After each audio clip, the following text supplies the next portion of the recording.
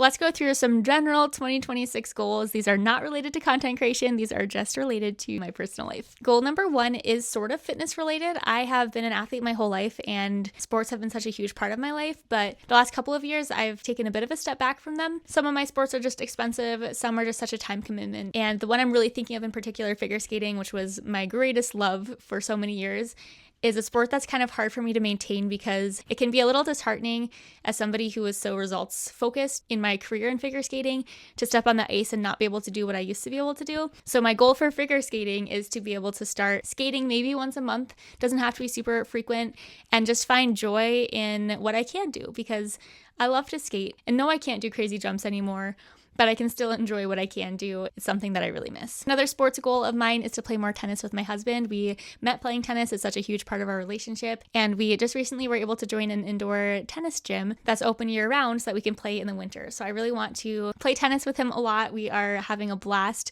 being able to go to classes together and also just play against each other. And so this year, I hope that my husband and I can get right back to our peak tennis days, or maybe even past them. Next up, not related to content creation, but sort of. I'm self-employed and I'm a terrible employer. I gave myself no days off in 2025, and I truly mean that. The only days I had off were travel days, and I still would edit in the airport or on airplanes, and I'd stay up late doing things, and I just didn't let myself stop. And it sounds crazy, of course, just take days off, but the issue is with content creation, there's always 300 things I could do. There's always content that needs editing. There's always new posts I want to create and have inspiration for, and it's such a blessing and a curse because I'm excited about what I do and I enjoy what I do, but I also need to find balance, and in 2026, I'm determined to take 1 day off per month. That might sound like not enough, but it's something and I got to start somewhere. So I'm going to start scheduling in 1 day a month that I'm not allowed to edit. I'm not allowed to do anything.